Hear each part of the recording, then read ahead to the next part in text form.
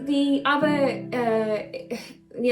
other question is, and it's really important to mention this as well, just being asked a question about someone's father that sort of is in and out in a way of is not well, and is in the process of passing on, moving over to the other side, shall we say.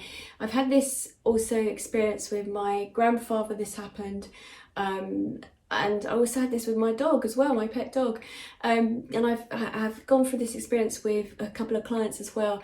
What would be the point? The question is, what would be the point in a way of why they're still hanging on when it's really that their body is, you know, I don't want to use that word, but I'm going to, this will say, where the body is decaying, where the body is no longer of purpose, it's not serving its purpose of the vessel to hold the soul anymore. This is what they just said.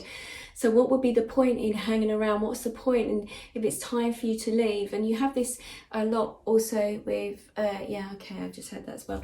My sister-in-law recently, you know, with cancer, I think, why would you hold on? Why would you not think that it's less painful to sort of say, okay, I'm ready to go? Because a lot of the time they're not ready to leave. They're not ready to go.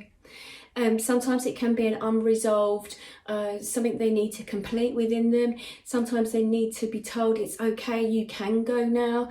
They may need to feel that as well, not just hear that, because it works very much on the energy. So they have to really feel it. So it's when, you know, as a relative, your heart's at that place and you say, right, okay, please, I'm ready to let go of you. And there might be some things that are still unresolved. That's why they might not be leaving. When I think of my dog that passed, I remember her laying on the sofa, I had my hand on her, and she's like, but I'm not ready to go yet. And it was more of the sense that she felt that she needed to be by my side to support me emotionally, because I hadn't finished my emotional journey on a trauma or experience I was going through. So she felt she needed to be there. And I had to actually say to her, I kissed her on her forehead and I said to her, it's okay now, I've got this, so I can cope with it, I can manage this. So she held on for a little bit.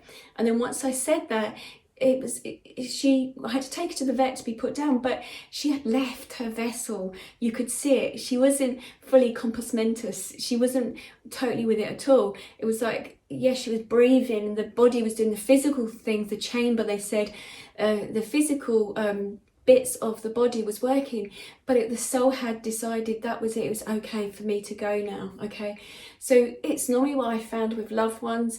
I've come across this with I've been told that they weren't ready to go, or they was scared. So if someone's fearful, you can sit with them and you can ask for a loved one to step forward to take them over to the other side. Now, I've had this today with a couple of clients. One of the clients, I was shown a doorway and I was told that we just ask the individual to come forward to take her by the hand to lead it over to the other side. And that actually helped. And I got information later today that she'd actually passed today. But it was literally because the mother of the child needed to ask for someone from the other side to come forward, and that was quite a difficult one today. But it's normally because they think they have to be here still. There's something that's not been resolved. Okay.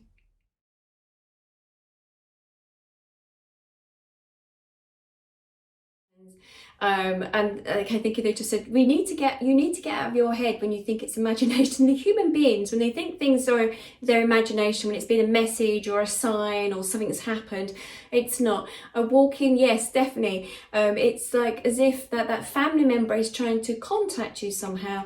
So by you having a nickname that they would have called you by, it's that their energy of them has just sort of overshadowed a bit, in a sense of to make you aware, to stop you in your track, and say, I'm still here, I'm here with you, just to offer you some reassurance. So it's like, okay, think they just said, it's like a radio station. You know, you might be driving along and then you tuned in to whatever radio station it is, and then suddenly you get something else that comes in, you're like, what the hell happened?